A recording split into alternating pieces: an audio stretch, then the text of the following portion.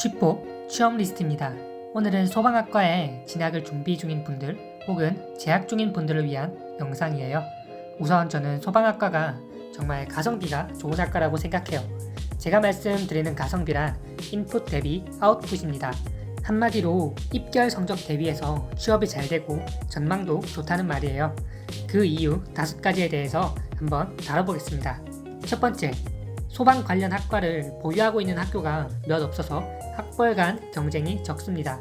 사실 대기업 입사에 있어 학벌은 가장 영향력 있는 스펙 중 하나예요. 그런데 인서울 혹은 고학벌이라 불리는 학교에는 소방학과가 없습니다. 그렇기 때문에 취업에 있어 경쟁자들 간의 학벌 경쟁이 거의 없어요. 저는 이게 정말 가장 큰 장점이라고 생각해요. 기계공학과에서도 지원할 수 있지 않냐라는 분들 있을 수도 있어요. 하지만 기계공학과에서는 소방설비 관련 수업이 개설된 곳이 없다 보니까 신뢰도가 그리 높지 않습니다. 현직자들에게요. 그리고 가장 중요한 게 교육부 표준 분류 계열에 있어서 기계공학과는 안전공학과 방재공학에 포함되어 있지 않기 때문에 공기업 채용에 있어서 지원 자격에 포함 안 되는 경우도 많습니다. 같은 이유로 잘 뽑지도 않고요. 실제로 지원자도 거의 없습니다. 결국 소방학과와 안전공학끼리의 경쟁인 거예요. 둘째, 모든 산업에서 진로를 결정할 수 있고 수요가 많습니다. 소방설비는 주택을 포함해서 공장, 연구소, 건설 현장 없는 곳이 없습니다. 반도체, 자동차, 건설 모든 곳에 존재하는 게 바로 소방설비입니다. 그렇기 때문에 지원할 수 있는 산업 범위가 굉장히 커요. 그 중에서도 화학약품이 사용되는 곳이 소방설비가 좀 더 복잡하고 중요하게 여겨지기 때문에 석유화학이나 반도체 혹은 국가연구소 이런 곳에서 채용 규모가 더 크고 공고도 잦은 편입니다. 당연히 이 공장들을 짓는 건설업도 포함이겠죠.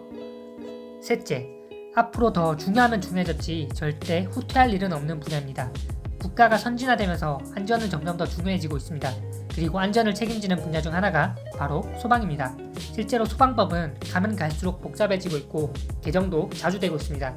거의 매년 소방법이 개정되고 있으며 내년에도 개정될 예정이죠. 그만큼 중요하게 여겨지고 특히 2018년에 S전자에서 소방 관련 사고가 발생하면서 여러모로 채용 규모도 더 커지고 관심이 더 많이 받게 된 것 같아요. 넷째, 전문적인 영역입니다. 모든 직업에 있어 법과 관련된 일은 굉장히 전문적인 업무로 취급받고 있고 능력도 인정받고 있습니다. 소방 업무의 90%는 법이에요. 법을 모르면 일을 할 수가 없습니다. 스프링클러 간격, 설치 수량, 사용 압력 이런 게 전부 다 법으로 정해져 있잖아요. 심지어 건물 규모나 구조에 따라 다 다르고요. 그렇기 때문에 아무나 이 일을 하지 못합니다. 내 업무를 아무나가 대체할 수는 없어요. 그만큼 내 경력이 인정받을 수 있고 평생 쓸 수 있는 지식 기술이라고 생각합니다. 다섯 번째, 기술사 이외에도 소방시설 관리사가 있습니다. 공조냉동이나 일반 기계나 건축 분야나 전부 기술사가 있긴 합니다. 소방도 마찬가지고요. 다만 소방은 소방시설 관리사라고 해서 기사 자격증의 경력 2년만 있으면 치를 수 있는 소방시설 관리사 시험이 있습니다. 그리고 기술사 시험은 2차 시험이 면접인 반면에 해당 자격증은 2차 시험도 필기시험입니다. 물론 기술사보다는 낮은 등급으로 평가되지만 굉장히 인정받는 자격증이에요. 하지만 잘 알려지지 않은 분야이다 보니까 다른 전공 기술사들에 비해서 지원자가 적은 편입니다.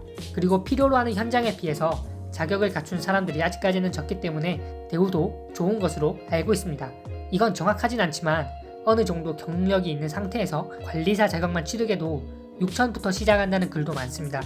오늘은 소방학과의 장점에 대해 얘기해봤습니다. 다음에는 소방을 전공하면 어떤 분야로 갈 수 있는지 그리고 어떤 스펙이 필요한지에 대해서 좀 더 구체적으로 다뤄보겠습니다. 어떤 일을 하는지도요. 그러면은 영상 잘 봐주셨으면 구독과 좋아요 부탁드리고 모두 취뽀!